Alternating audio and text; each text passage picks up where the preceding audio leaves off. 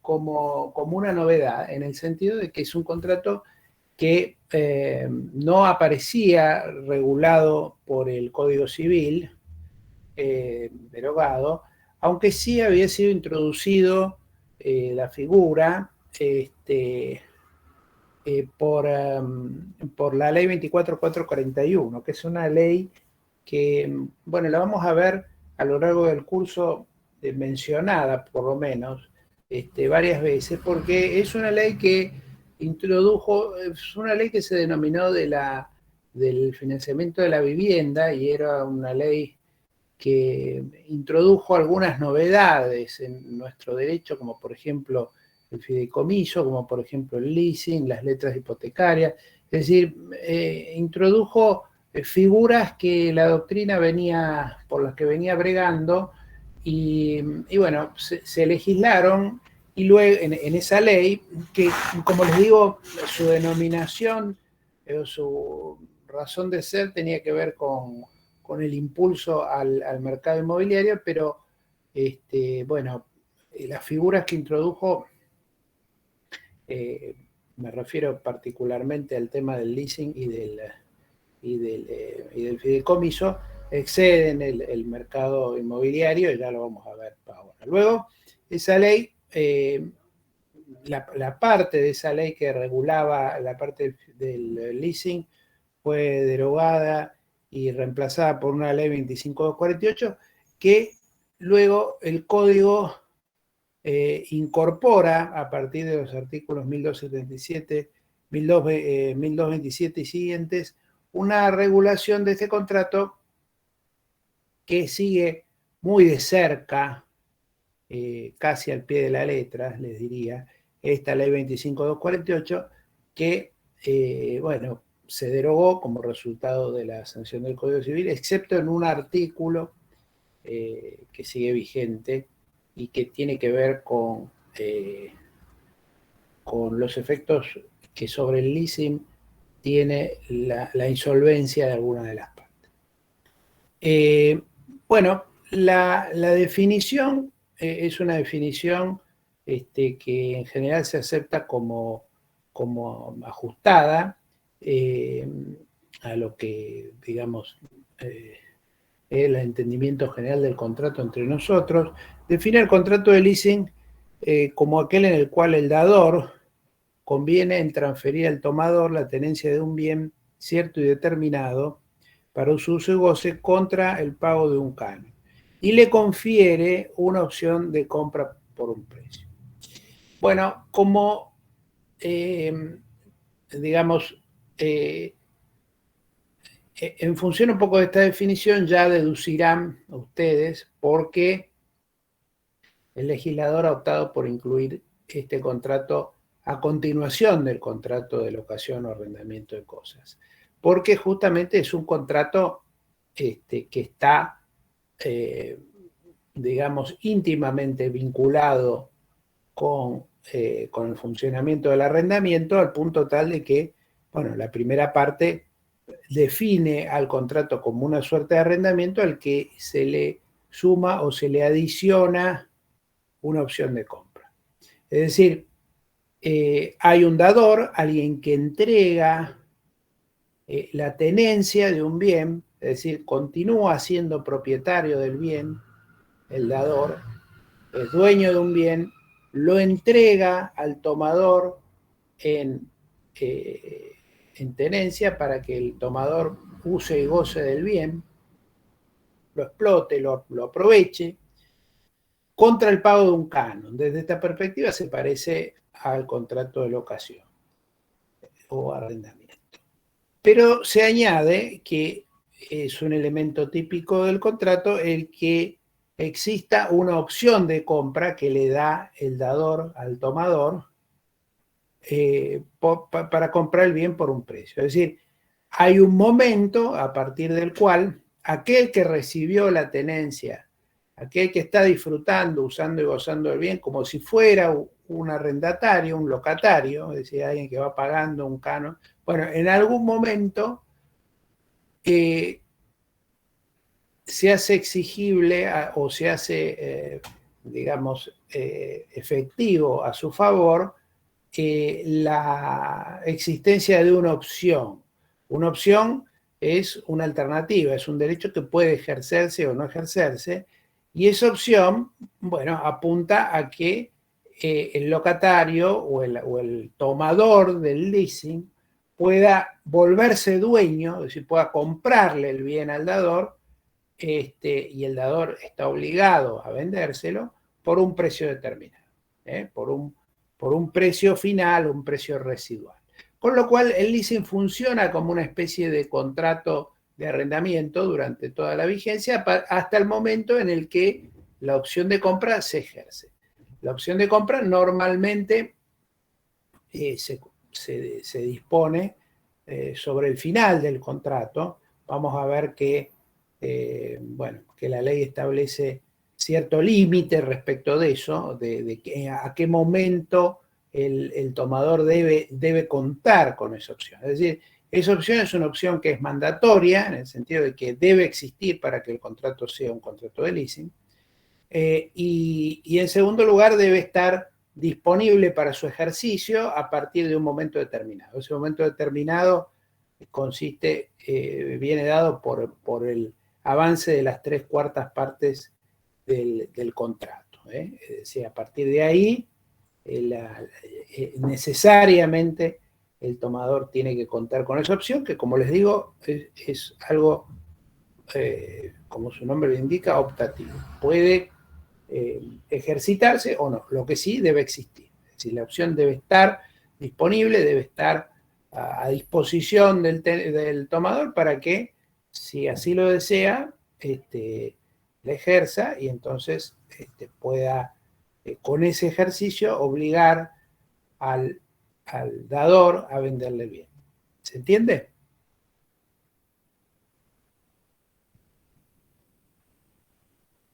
Sí, profe. Una pregunta. Sí. Se escucha abajo, no sé si se puede hacer. A ver, el tiempo durante el cual se puede contratar, ¿hay algún límite? En principio no hay un límite, por eso es que desde esa perspectiva, digamos, el límite viene dado básicamente por una razón económica, que es el valor del bien.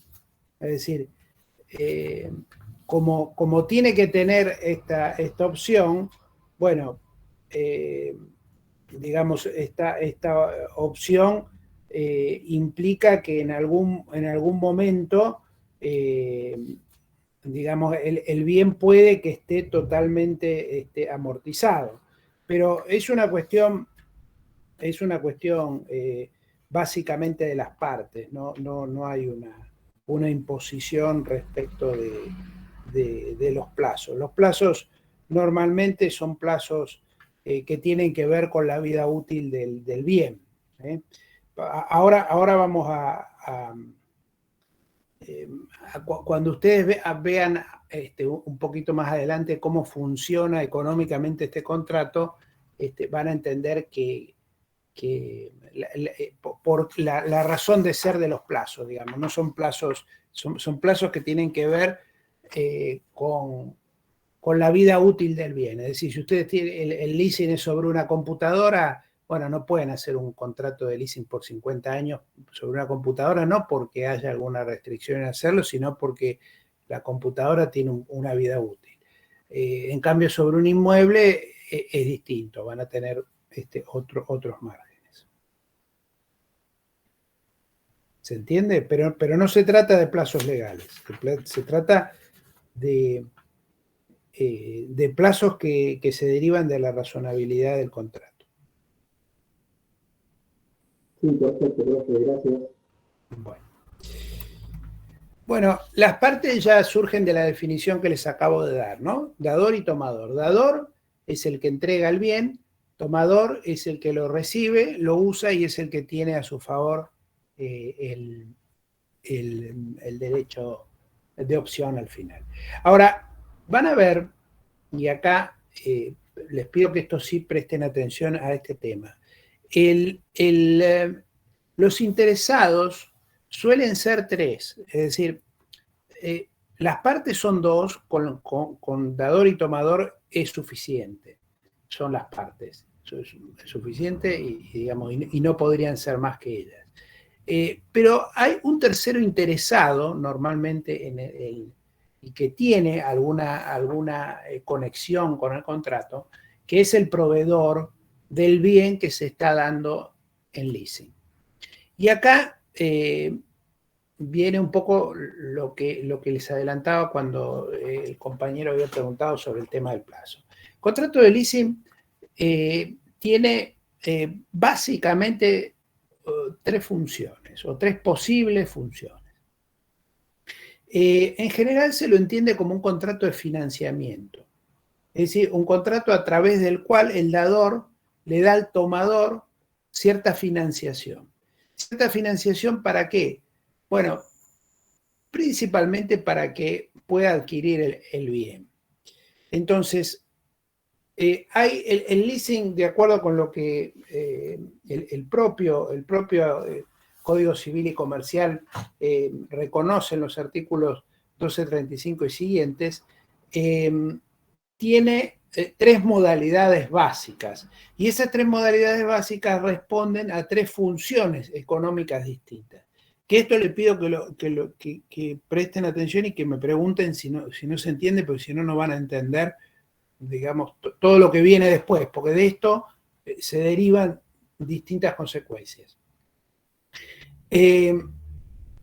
Ustedes imagínense, vamos al primer caso, que es el caso de financiamiento puro. Ustedes son un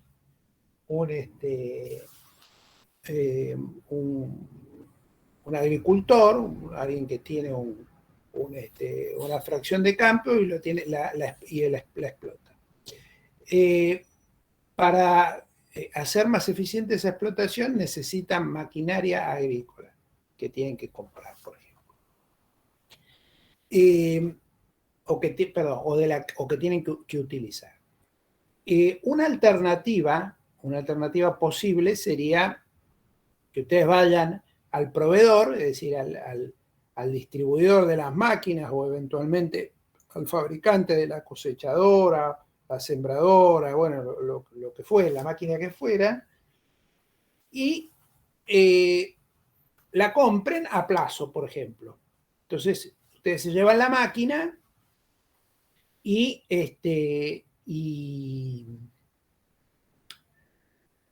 la van pagando, se hacen dueños de la máquina y la van pagando en distintas cuotas. Bueno, para que esto funcione así, hay varios inconvenientes. A ver, ¿cuáles son los inconvenientes que se le ocurren para que esto pueda funcionar de ese modo?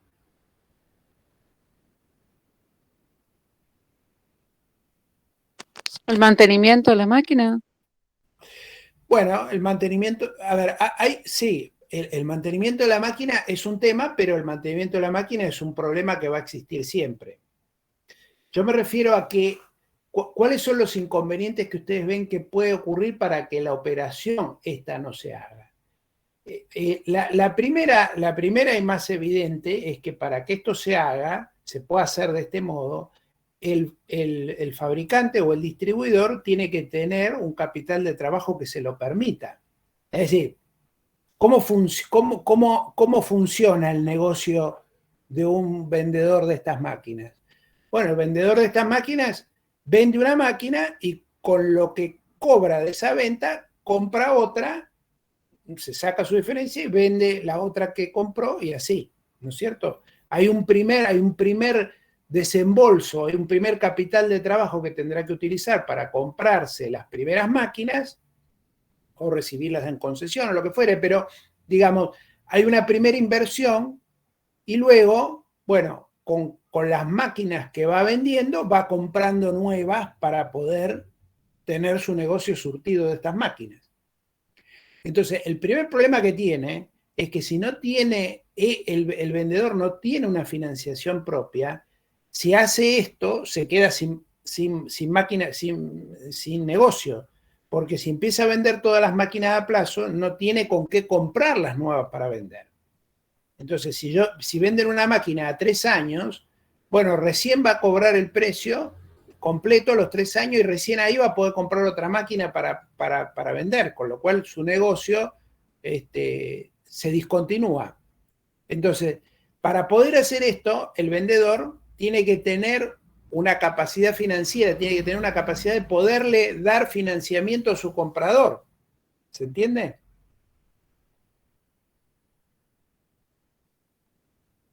Excepto que él mismo las fabrique, quizás. Bueno, pero aunque igualmente la fabrique, para fabricarla tiene que comprar la materia prima, tiene que pagar a los empleados, tiene que hacer todo eso. Luego vende la máquina y no cobra nada de entrada. Va cobrando, ¿cómo hace para seguir produciendo, para seguir comprando materia prima para hacer la nueva máquina, pagarle a los empleados, mantener su establecimiento? Es decir, alguien tiene que financiar todo eso. Entonces, si el vendedor, ya sea fabricante o distribuidor, tiene esa capacidad de aguantar los 3 años o los 5 o los 2, lo que fuere, para cobrar, perfecto, esta operación se podrá hacer, si no, no se puede hacer. Pero hay otro problema que esto todavía se quiere más complicado, que es que supongamos que tuviera el vendedor o el distribuidor la capacidad de financiar, viene el problema de la garantía. ¿Qué garantía tiene que tomar el distribuidor o el fabricante para estar seguro de que le va a cobrar? Bueno, ¿qué garantía se les ocurre? La más sencilla, la más evidente es tomar una garantía sobre la misma máquina, ¿no es cierto? Una prenda. Sí. Bueno, eso podría ser. Ahora, el problema que tiene eso es que estas máquinas se van, lo que se dice, depreciando. Es decir, se va su valor, el día que la máquina está nueva tiene un valor, el día que salió del negocio del distribuidor ya vale menos, y al año, cuando se va valiendo cada vez menos, y hay que ver entonces si después soporta el pago de la deuda, con lo cual el comprador sí o sí tiene que hacer un pago inicial fuerte para poder funcionar con un esquema de estos, con esa garantía, y normalmente esas garantías tienen un costo, un costo asociado que incrementa el valor de la máquina. Perdón. No, perdón, consulta. ¿Puede ser no, o sea, no la máquina que compró, sino otra que sea del comprador, por ejemplo?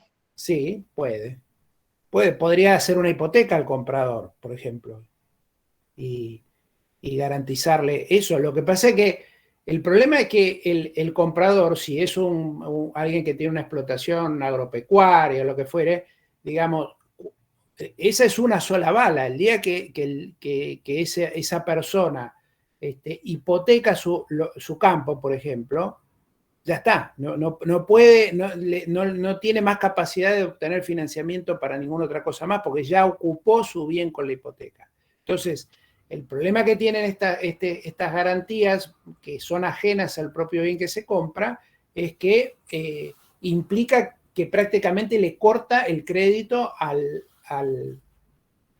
quien está, en este caso al productor rural. Porque se gasta con esa operación la garantía, la hipoteca, porque ya nadie va a aceptar una hipoteca de segundo grado, cosas por el estilo, porque no suelen no ser viables o no las toman. La otra alternativa es que el productor agropecuario vaya al banco, pida un préstamo con garantía sobre una hipoteca, por ejemplo, y con eso vaya y compre la máquina de contado. Puede ser.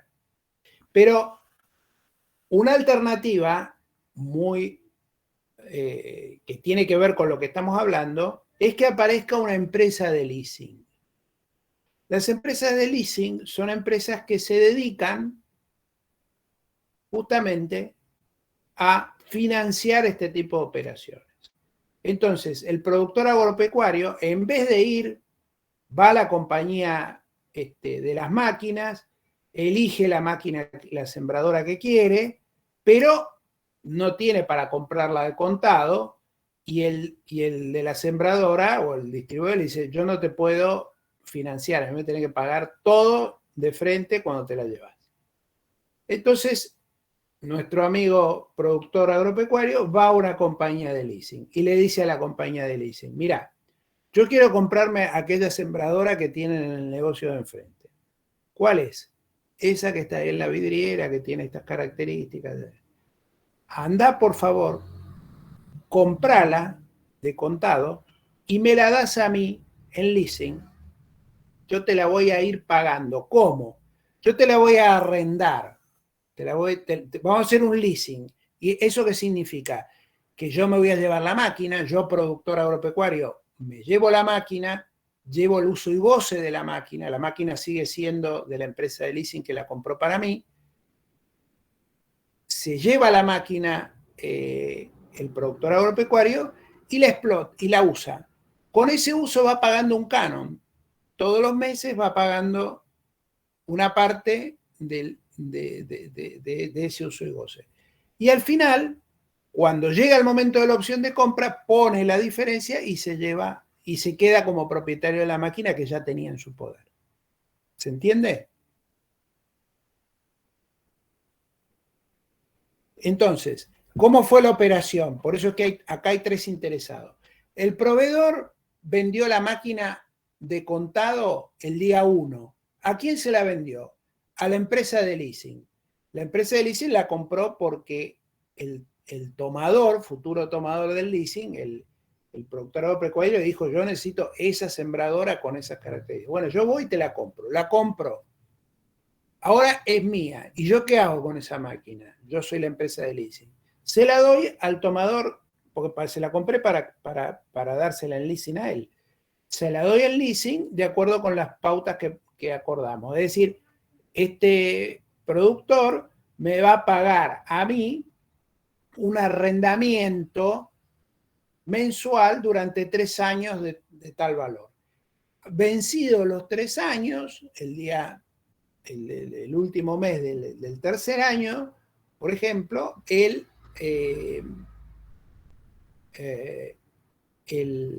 tomador tiene la opción de pagar un plus que ya está predeterminado y con ese plus se vuelve dueño de la máquina. Si no quiere ejercer ese plus, bueno, usó la máquina 3 años, pagó y entonces no ejerce la opción y entonces debe devolverle la máquina a su dueño, que la venderá como máquina usada, como lo que fuere, pero ya cobró durante los 3 años el precio de lo que pagó por la máquina y más. Ahí está su negocio. Su negocio está que en los canon, en la sumatoria del canon, durante 3 años es más que el valor de la máquina. Entonces, él hace una diferencia. Compra una máquina por 50, la alquila a 3 años, cuyo valor es 100, entonces se ganó 50.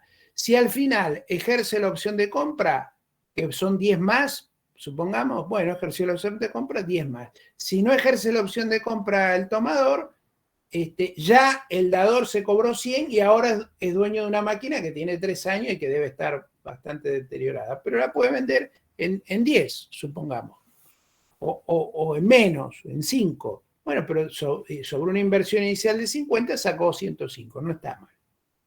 Y ese es su negocio. Su negocio es un negocio financiero, es financiar a través del leasing. ¿Y por qué es bueno financiar a través del leasing? Porque es mejor que la prenda, por ejemplo, pues la prenda requiere todo un procedimiento de ejecución.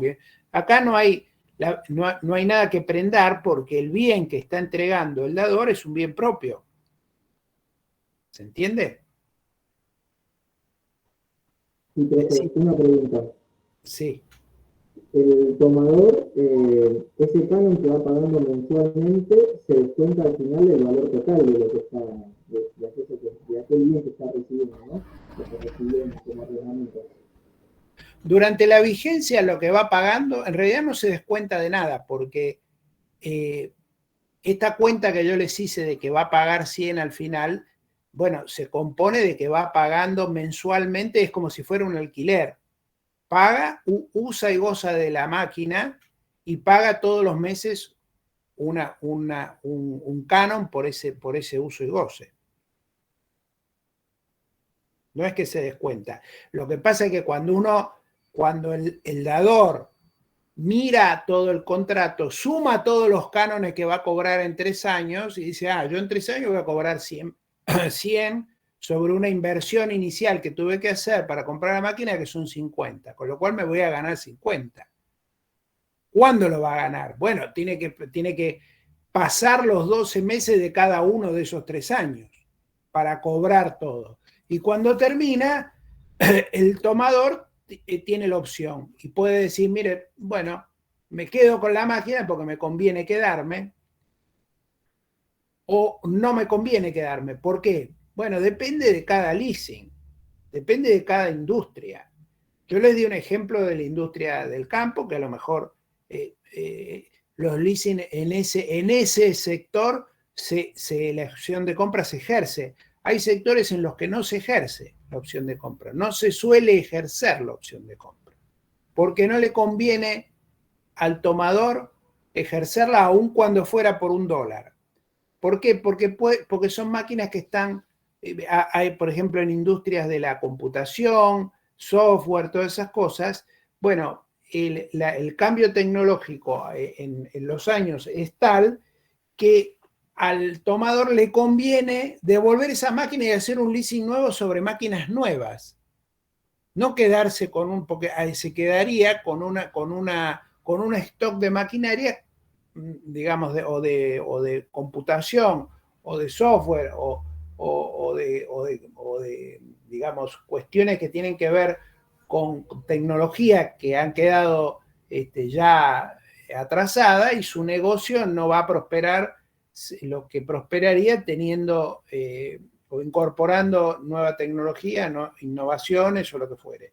Entonces, lo que hace con la empresa de leasing, cuando termina el primer leasing, no ejerce la opción. Le entrega las máquinas y hace un nuevo leasing sobre máquinas nuevas que va a salir a comprar o computadoras nuevas o lo que fuere. En el caso del campo, normalmente se ejerce la opción. Caso de inmuebles, obviamente también. En vehículos a veces también, pero depende, porque si son leasing a muy largo plazo, normalmente lo que puede convenir, digamos, tiene que ver con el valor y el cambio y los cambios tecnológicos que hubieran existido entre el primer contrato, entre el inicio del contrato y su terminación. Puede ocurrir que no tenga ningún valor quedarse con esas. Es como que ustedes hicieran un leasing sobre computadoras hace 10 años y todavía las tienen y no, digamos, las podrán usar, pero les conviene renovar tecnología, no ejercer la opción de compra y quedarse con esas máquinas que ya tienen 10 años de antigüedad. ¿Se entiende? Sí, profe. Bueno, entonces esta es la primera. Estructura se llama leasing financiero puro. Es el leasing financiero puro. Después tienen un leasing en el cual hay un componente financiero,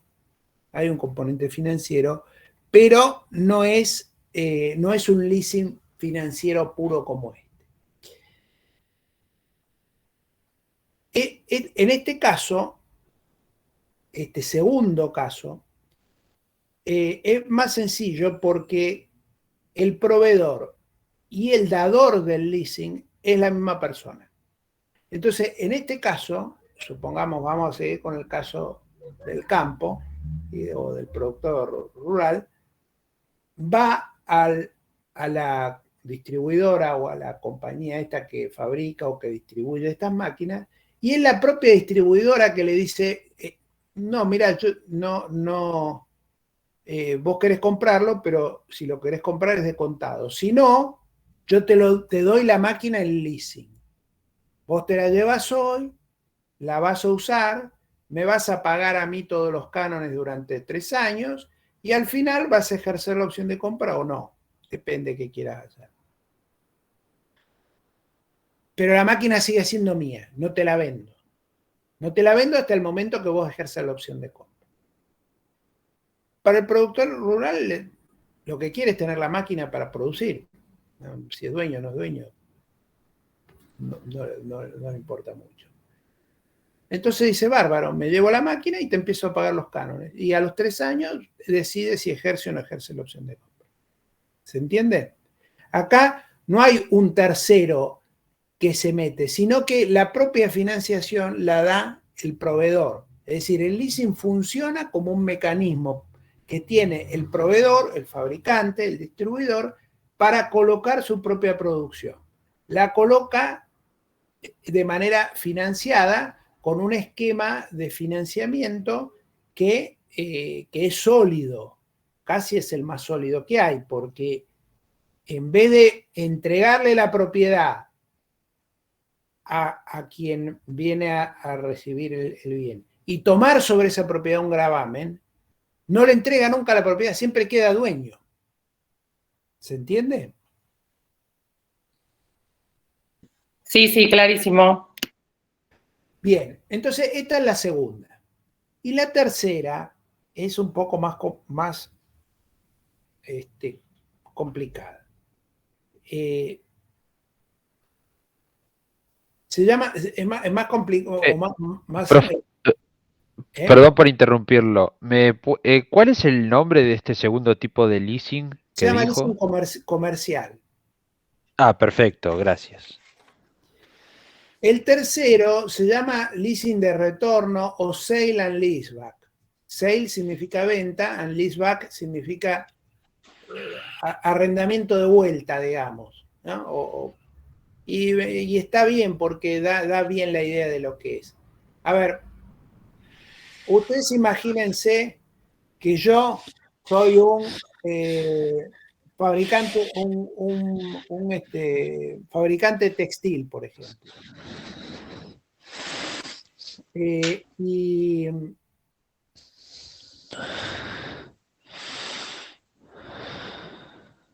Y hay ahí como una respiración medio, que se escucha medio fuerte. Sí, Matías Daniel Álvarez creo que tiene el micrófono abierto. Ah, perdón, disculpe, profe. Ahí está. Bien, entonces, supónganse que soy un productor textil, para decir cualquier cosa. Y en mi fábrica tengo un montón de máquinas. Tengo máquinas que son máquinas buenas, que las estoy usando, pero estoy necesitando plata.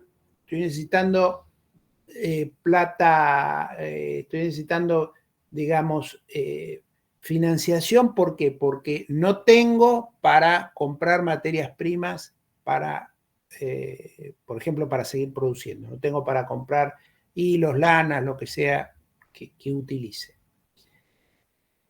Y no tengo financiamiento para conseguir eso. No me prestan plata. Entonces, ¿qué hago? Voy acá otra vez a una compañía de leasing. Acá de vuelta interviene una compañía de leasing. Pero me pongo de acuerdo con esa compañía de leasing, ¿para qué? Para en un primer momento le vendo a esa compañía de leasing todas las máquinas que tengo, los telares, lo que sea, se los vendo. Y en el acto retomo todo eso que le he vendido en leasing. Entonces, yo me quedo pagando un canon durante 3 años por esas máquinas. Y al final ejerzo la opción de compra o no, las recompro, las recompro. Normalmente en el sale and leaseback se recompra. ¿Para qué les parece que hice esto? Consulta, profe, ¿usted dice 3 años por algo en particular o porque son 3 años sí o sí? No, pongamos 5, no. Digo 3 por decir cualquier número. Ah, ok.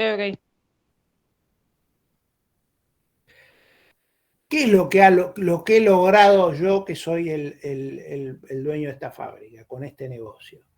Bueno, con este negocio yo vendí todas las máquinas con la venta me hago del efectivo que necesito, con eso compro las materias primas, pongo al día lo que tenga que hacer, y voy pagando luego con el flujo de mi operación, voy pagando los cánones y al final ejerzo la opción de compra. En el fondo, he convertido mi activo fijo en activo líquido, o el activo no corriente lo convierto en activo corriente.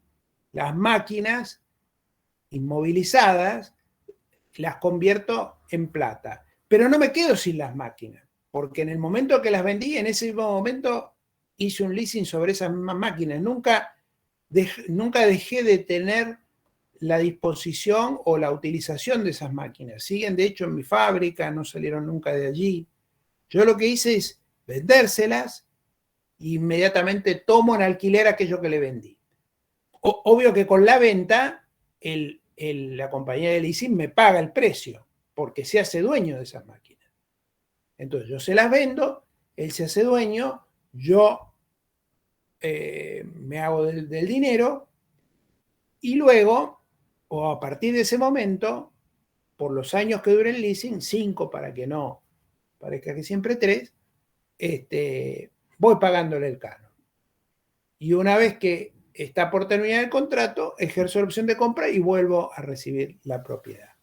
Con lo cual, obviamente, la empresa que hace esto, la de leasing, lo que está haciendo es, cuando compra las máquinas, me da a mí ese precio, que será X, 50, lo que valgan las máquinas, y luego la sumatoria de los arrendamientos tiene que ser más que 50 porque esa va a ser su ganancia, obviamente. ¿Se entiende?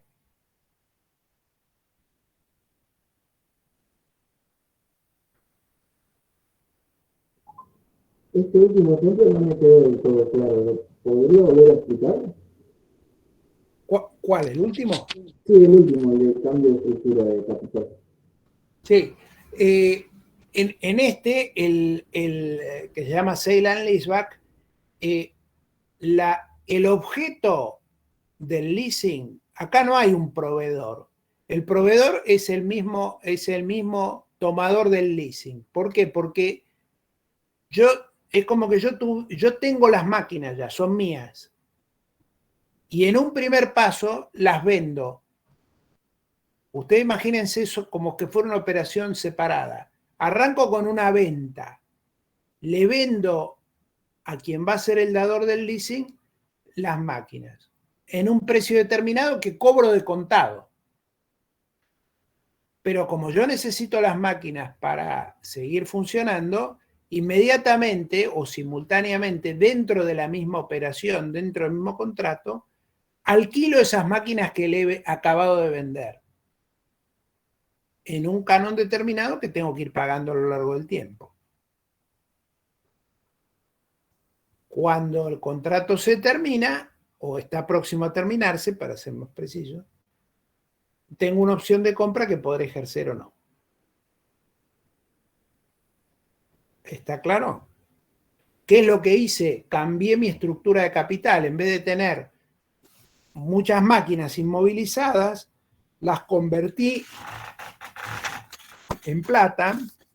Esa plata la usé para poder seguir operando, que de otra manera no tenía cómo hacerlo. Y entonces luego voy recuperando la máquina de la cual me he desprendido a través del cumplimiento del contrato de leasing. Entonces pagando los cánones y al final ejerciendo la opción. Ahora sí me quedó claro, gracias. No, de nada. Para estas cosas suele ser siempre mejor la clase presencial, porque ahí en el pizarrón podemos marcar las idas y vueltas de los bienes y todas esas cosas que acá se dificultan.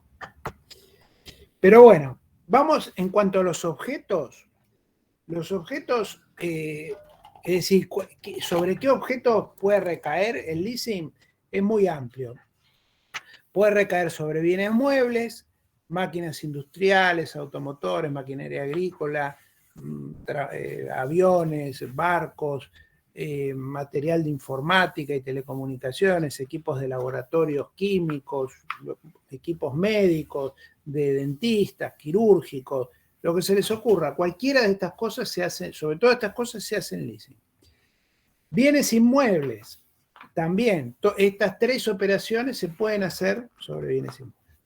O estas 3 modalidades de leasing se pueden hacer sobre eso. Y también sobre intangibles. Se puede hacer sobre intangibles. Supónganse que yo tengo una patente o una marca, le vendo la marca e inmediatamente obtengo una licencia o me la da en leasing como si fuera una licencia para que yo la siga usando la marca, pagando un canon. Y al final la puedo recuperar. Mira, acá les muestro los últimos datos disponibles de la Asociación Argentina de Leasing, por ejemplo, ¿no? Que es a diciembre del año pasado.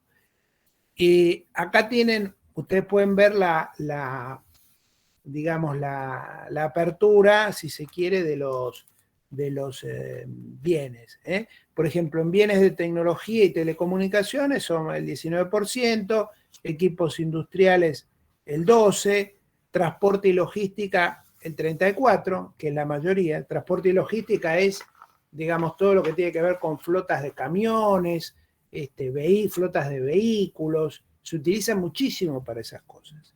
Automóviles para particulares también, inmuebles se usa muy poco, porque, bueno, ahí el problema que tiene con el inmueble es que hay digamos, los costos de escritura y digamos, de escrituración de ida y vuelta de los bienes, ¿no? Que hay que pasar el bien primero a nombre del dador, el dador lo da en leasing y después cuando se ejerce la opción de compra otra vez hay que volver a hacer otra escritura. Todo eso encarece la operación y por eso no se hace en leasing inmobiliario. Maquinarias de construcción también, se emplean en leasing muchísimo. Maquinaria agrícola, que es el ejemplo que les di, y varios, bueno, es el 7%, en varios tienen todo lo que hablamos antes, que son sobre intangibles, digamos, material odontológico. Supónganse que un dentista tiene que instalar hoy su consultorio. ¿Saben? Imaginen lo que cuesta eso. Entonces lo puede hacer con un leasing, consigue que le financien la compra de todo ese instrumental y lo va pagando de alguna manera con el producto de su trabajo y la aplicación de esos bienes que ha comprado. Bueno, en cuanto a las ventajas, bueno, ya de alguna manera se las mencioné, y hay ventajas impositivas también. Bueno, en cuanto a los modelos sociológicos, digamos, este es un contrato muy utilizado internacionalmente, como les digo, nosotros también se usa mucho aquí. El modelo anglosajón funciona sin la opción de compra. Se llama en el modelo anglosajón el leasing, es un leasing sin opción de compra. Cuando hay opción de compra se trata de una venta con reserva de dominio. Es decir, se que si existe esa opción es que ya se ha vendido.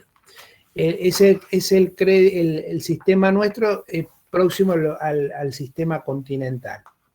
El sistema Crédit Bail, que es el sistema francés, es el que, digamos, suele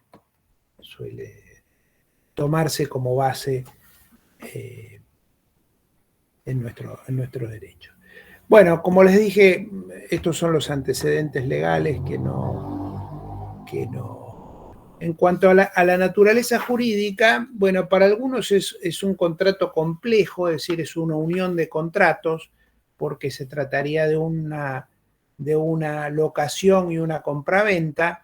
Para otros la opción no es una cláusula esencial, así lo decía la antigua ley de bancos, la 18061, pero pero hoy, para que no se confundan, hoy las características del contrato son las que resultan del artículo 1227 que recién dijimos. Es decir, es un contrato en el que el dador conviene en transferir al tomador la tenencia de un bien cierto y determinado. Eso es la característica, debe ser bien cierto y determinado. Yo no puedo dar, eso sí, el leasing, digamos, cantidades de cosas, dinero, cosas de ese tipo. Tienen que ser cosas ciertas y determinadas, aunque pueden ser, como les dije también, intangibles. ¿Para qué? Para que el tomador use y goce de esos bienes contra el pago de un canon. Y le tiene que conferir esta opción de compra necesariamente. Esto es una característica esencial del contrato. Al punto tal que el último artículo de la sección, sí, bien digo, que rige este contrato, habla de normas supletorias. Y en ese artículo, en 1250, dice que en todo lo no previsto en el presente capítulo, se está refiriendo al capítulo correspondiente al leasing, se aplican al contrato las reglas del contrato de locación en cuanto sean compatibles mientras el tomador no ha pagado la totalidad del canon y ejercido la opción. Sin embargo, no son aplicables al leasing las disposiciones respecto de plazos mínimos y máximos de la locación de cosas, ni las excluidas convencionalmente. Se le aplican las normas del contrato de compra-venta a partir de que se ejerce la opción. Es decir, es como que el código tiene una regulación específica del contrato de leasing. Pero para aquellos aspectos que esa regulación específica no fuera completo, entonces hay una remisión a normas supletorias a través de este artículo. ¿Y cuáles son esas normas supletorias? Bueno, depende en qué momento de ejecución del contrato de leasing estemos. Si estamos en la etapa en la cual todavía no se ha ejercido la opción de compra, las normas supletorias son las normas sobre locación de cosas, sobre arrendamiento. Excepto las normas sobre plazos máximos y mínimos, que no aplican. Y esto va en línea con lo que hablamos al principio en la pregunta que había hecho algún compañero. A partir de que se ejerce la opción de compra, como ese ejercicio implica una compra-venta, es decir, que las dos partes ya están obligadas a ejecutar esa compra-venta, bueno, entonces ahí ya aplican supletoriamente las normas correspondientes al contrato de compra-venta. Entonces, como que tenemos dos regímenes supletorios, no uno solo. El del arrendamiento o locación para todo lo que es la etapa previa al ejercicio de la opción, y las normas de la compraventa para cuando la opción ya fue ejercida. Bueno, entonces, los tres leasing de los que hablamos, es decir, el leasing financiero, el leasing comercial, pero operativo, lo mismo, o el leasing de retorno o sale and leaseback, van a encontrar esas expresiones, digamos, el leasing financiero puro, sobre eso hay más, bueno, hay mayor consenso sobre la expresión. El leasing comercial o operativo también. El sale and leaseback, bueno, como es una expresión inglesa, hay quien lo llama leasing de retorno o hay distintas expresiones que se refieren a esto. Entonces, el leasing financiero es un negocio claramente financiero. Las partes siempre son dador, financiador y tomador, que es el financiado. El proveedor, bueno, no es parte del contrato de leasing, pero tiene un contrato conexo al contrato de leasing. Está vinculado al contrato de leasing. Acuérdense del ejemplo del señor agricultor que va a la compañía de leasing y le dice: anda, por favor, compañía de leasing, y compra esta máquina que es la que yo necesito. la compañía de leasing va y compra, con lo cual hay una compraventa entre la empresa de leasing y la empresa y el distribuidor o el proveedor. Pero de ese contrato no es parte el tomador del leasing. El tomador del leasing es parte solamente del contrato con el dador. En el leasing operativo, bueno, acá se simplifica la cuestión porque el proveedor pasa a ser la misma persona del dador, es decir, no es que el dador del leasing va y compra un bien afuera, va y lo compra en algún lado. No, él mismo es el fabricante, él mismo es el distribuidor. Entonces, bueno, el leasing funciona en este caso para él como un mecanismo para poder colocar, vender o distribuir de manera eficaz su propia producción o sus propios bienes que distribuye. ¿Está claro hasta acá? Sí, profe, muy bien. Bueno. Vamos a los caracteres, que siempre es algo que hay que tener en cuenta. Yo siempre se los reitero con los contratos estos, pero con los contratos particulares, pero no es simplemente por un afán clasificatorio. Recuerden que hay institutos como pueden ser la excepción de incumplimiento o la suspensión de cumplimiento, la tutela preventiva, la excesiva onerosidad sobreviniente, la resolución por incumplimiento, el pacto comisorio implícito, la frustración del fin. Bueno, que se aplican o no se aplican a los contratos según las características de ese contrato. Es decir, si es un contrato consensual, si es bilateral, si es aleatorio, si es oneroso. Bueno, todas esas clasificaciones, el correcto encuadramiento del contrato en esas clasificaciones nos abre o nos cierra la puerta a la aplicación de toda esta normativa que yo les estoy mencionando. Entonces no es simplemente una cuestión de teórica o para simplemente conocer teóricamente en qué lugar ponemos a cada contrato. Entonces vamos a esto. Es un contrato consensual, como prácticamente todos los contratos ahora, o dirían para algunos todos los contratos ahora, porque se perfecciona con el puro consentimiento. No es necesario para que el contrato se perfeccione la entrega del bien que es objeto del leasing. Es bilateral, esto refuerza primero, lo importante de esta bilateralidad se proyecta sobre varias cuestiones. La primera es que cuando el contrato requiere de la provisión del bien por un tercero, ese tercero no es parte del contrato.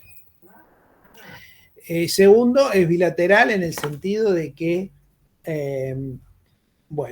las dos partes asumen obligaciones.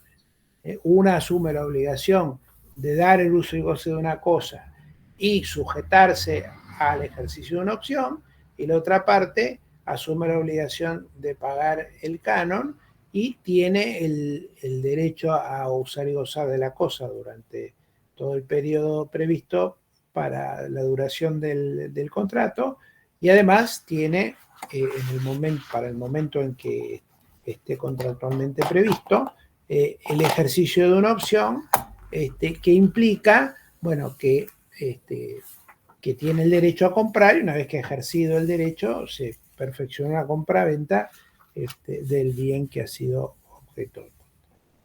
Es un contrato conmutativo, digamos, en el sentido de que no es aleatorio, es decir, las ventajas y desventajas del contrato no dependen de circunstancias fortuitas o de hechos inciertos, sino está resultan de los términos propios del contrato.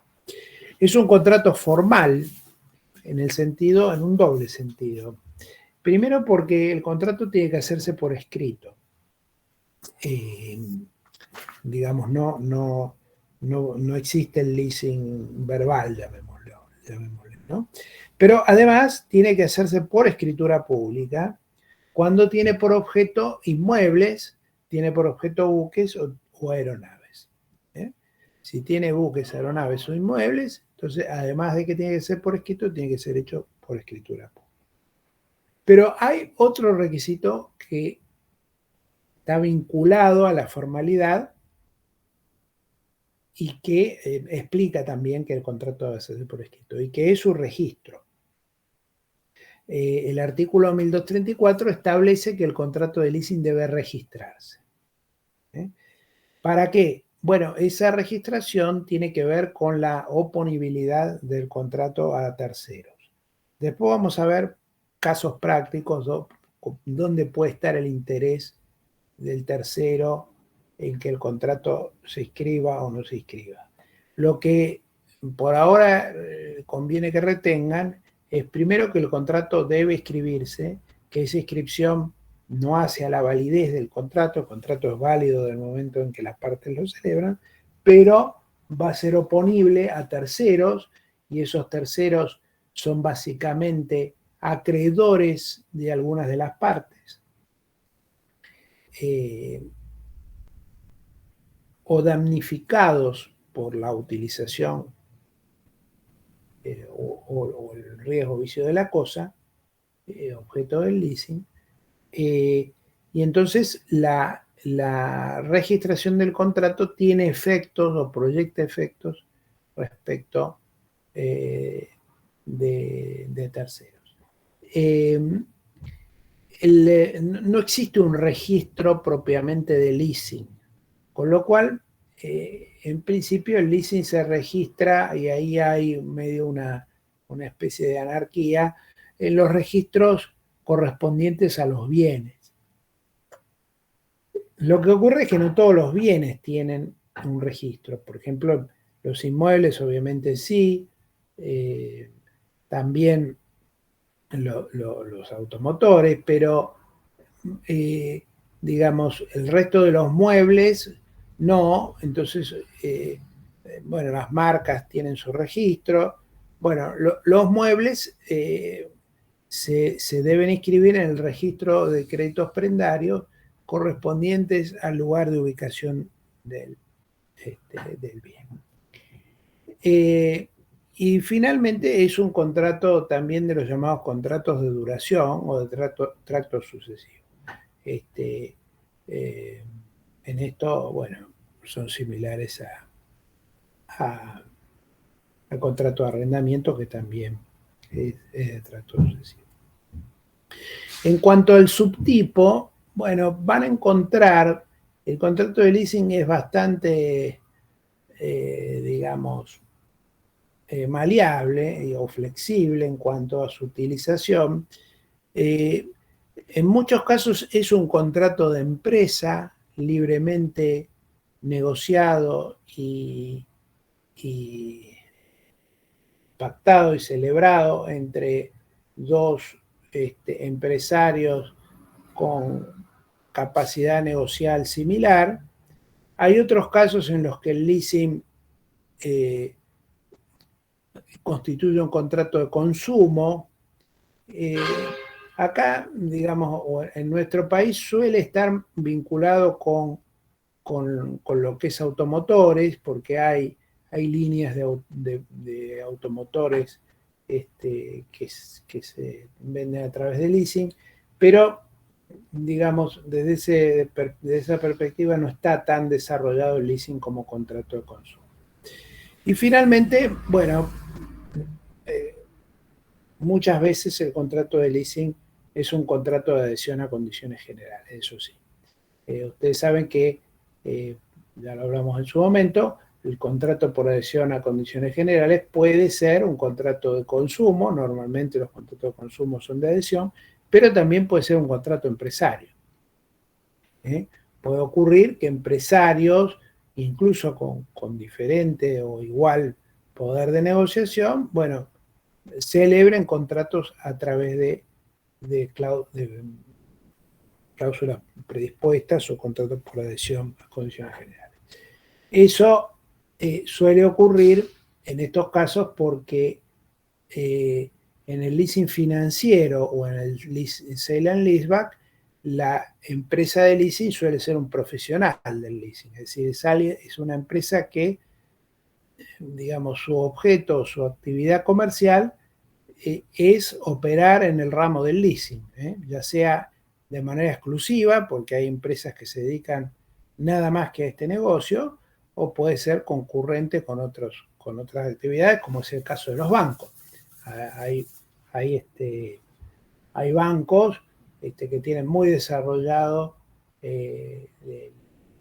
digamos, el departamento de leasing. Bueno, entonces cuando el dador del leasing es un profesional, normalmente digamos, opera sobre las bases de sus propios contratos, modelos o formularios.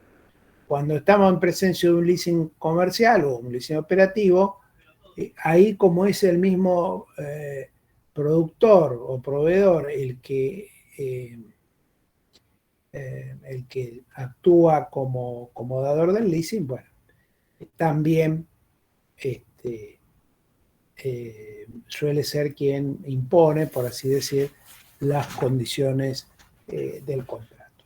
Eso tiene los efectos propios de los artículos 984 y siguientes del Código Civil y Comercial respecto, ustedes recordarán, respecto a cómo se interpretan, en caso de duda, las cláusulas se interpretan contra el proferente. Hay ciertas cláusulas abusivas que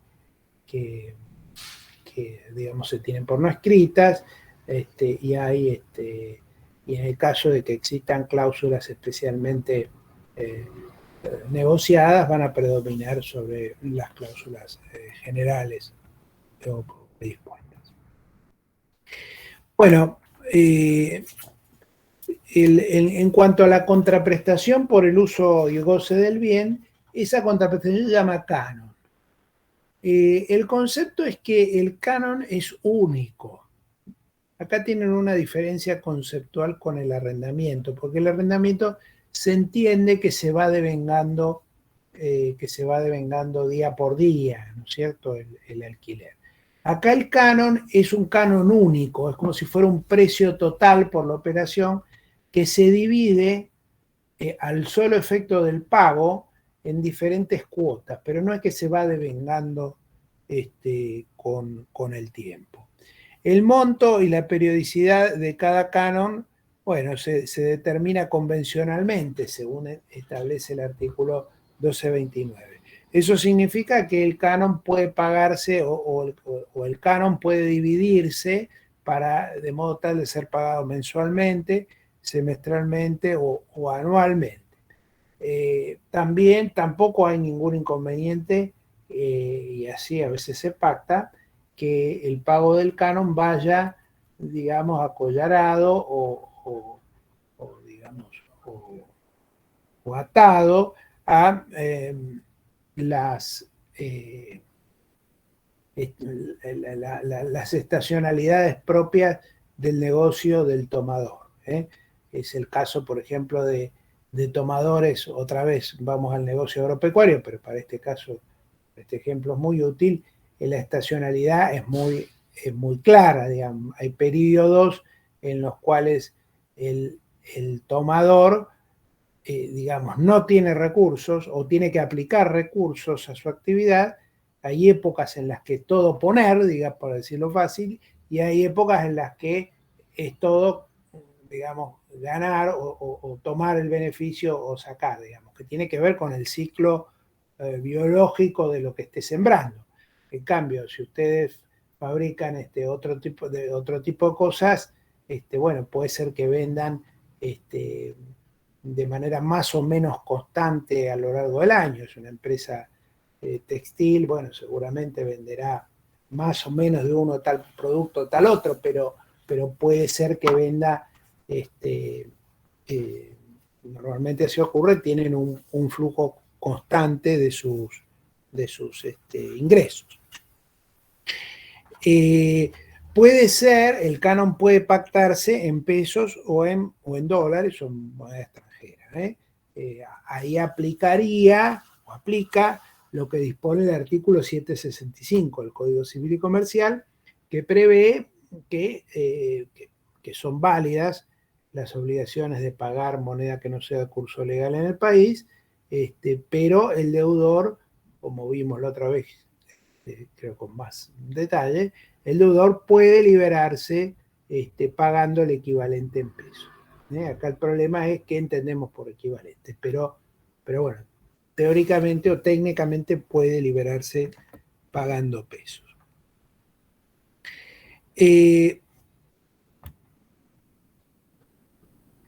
Bueno, en cuanto al precio de ejercicio de la opción, el artículo 1230 establece que el precio de ejercicio de la opción de compra debe estar fijado en el contrato o ser determinable según procedimientos.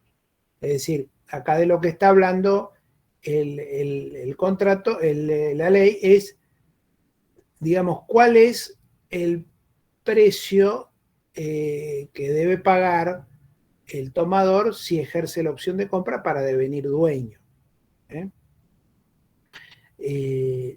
Ese precio, bueno, lo más usual es que ese precio esté predeterminado en el contrato como una suma fija, o puede ser que haya alguna referencia o mecanismo para determinación de ese precio que dependa, por ejemplo, del valor de los cánones en el momento en el que se ejerce, por ejemplo, que sea el equivalente a 2, 3 o 4 cuotas de cánones, o puede estar por referencia a algún otro valor.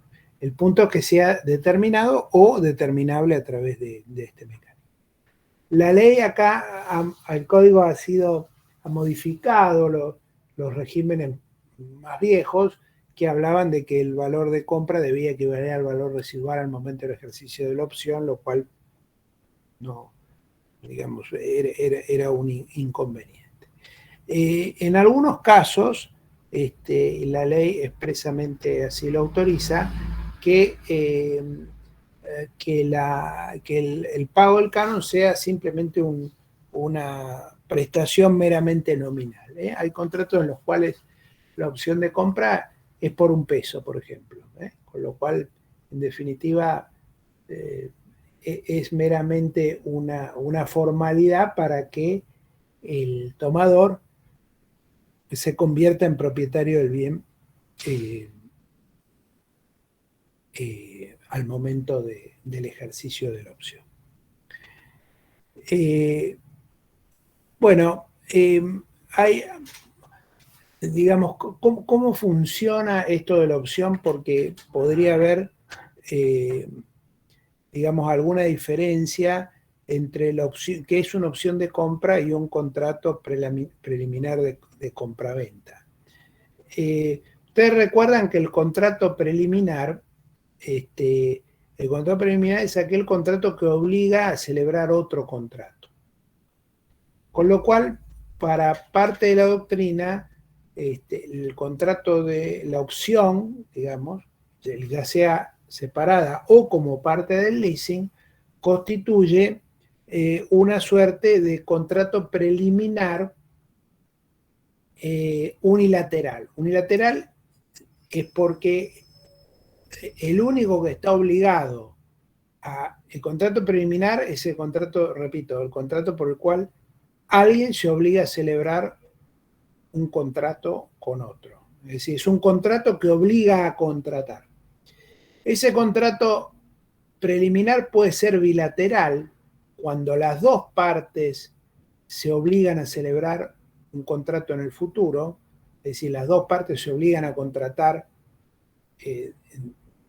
determinado contrato en este momento, es decir, en este momento lo que hace es ese contrato que obliga a hacer el segundo contrato, que es el definitivo, por eso el primero se llama preliminar. Entonces es bilateral cuando las dos partes se obligan a hacer ese contrato, o es unilateral cuando solamente una se obliga. En el contrato de opción funciona como un contrato preliminar en el cual una sola parte se obliga. Y en este caso la parte que se obliga es el dador, porque el tomador no está obligado a ejercer la opción de compra y por ende a comprar. Entonces, cuando el tomador ejerce la opción de compra, o mejor dicho, la opción de compra está solo en cabeza del tomador. El dador está obligado a vender si el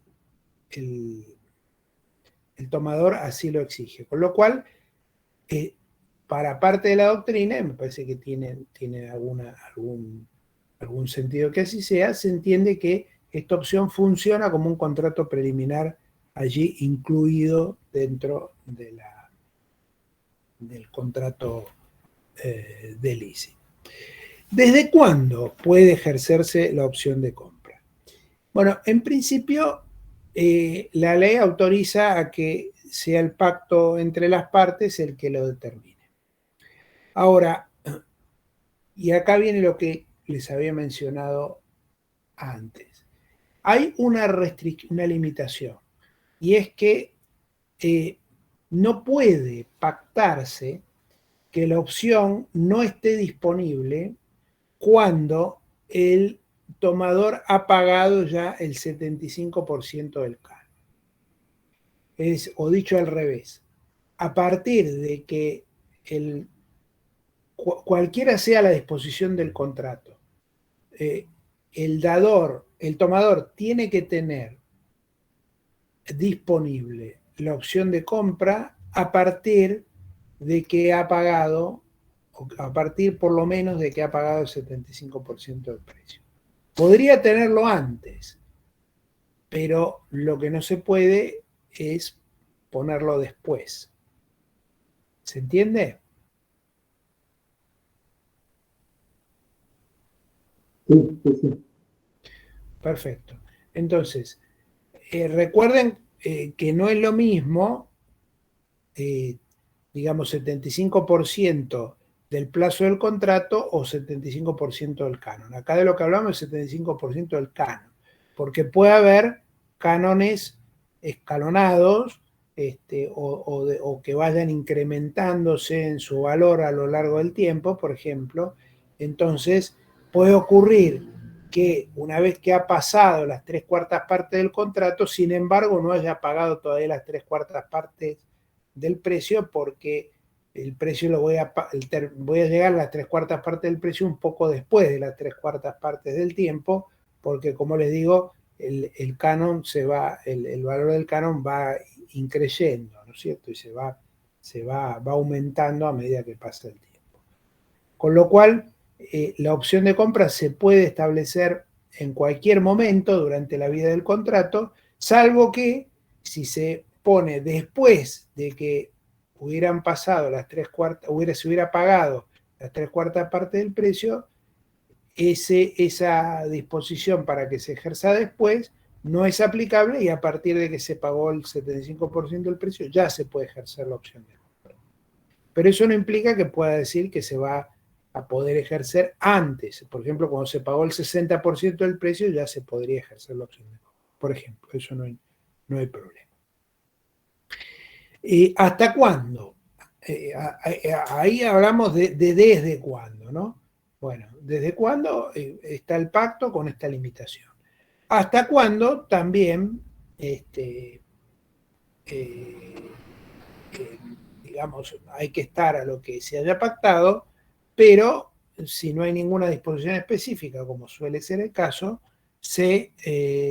la opción de compra puede ser ejercida hasta el momento en que el bien debe restituirse, hasta el momento en que debe devolverse? Es decir, hay un lapso de tiempo durante la vida del contrato de leasing, durante el cual el tomador tiene a su disposición esta opción. Es decir, puede manifestarse en el sentido de que quiere comprar. Bueno, ese lapso de tiempo, esa ventana que tiene, funciona, ya les dije entonces, desde el momento que se pactó o pagó el 75% y hasta el momento en el que se hubiera devuelto el bien o debido devolver el bien. Bien. Bueno, ya estamos medio sobre la hora, así que vamos a dejar aquí y seguimos en la clase que viene, que será el próximo lunes, porque el jueves, como les decía, va a dar el profesor Lascano. Bueno, ¿estamos claros con lo que vimos hoy? ¿Alguna duda, comentario, pregunta? Gracias, doctor. Sí, no, la parte de subrogación sería como los efectos a terceros, ¿no? Que vamos a seguir viéndolos. Sí, eso lo vamos a ver. Perfecto. Una consulta, ¿hay alguna certeza con respecto a la fecha de parcial? Bueno, sí, nosotros pusimos una fecha tentativa que no se las comunicamos a ustedes, pero calculen que será por la mitad la idea es que sea por la mitad de este cuatrimestre. Después le pasamos la fecha exacta, pero la idea es que sean 4 parciales, entonces el primero lo tomaríamos promediando este cuatrimestre y el otro al final. Muchas gracias. Pero después la fecha exacta la ponemos o la conversamos para que a nadie tampoco le caiga mal.